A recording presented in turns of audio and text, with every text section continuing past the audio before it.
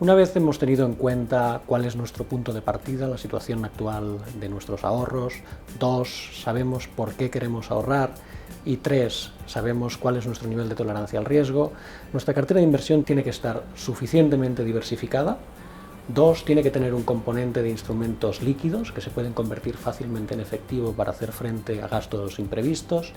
Y 3, debe tener en cuenta la fiscalidad de los distintos productos de inversión a la hora de decidir qué componentes tenemos en esa cartera.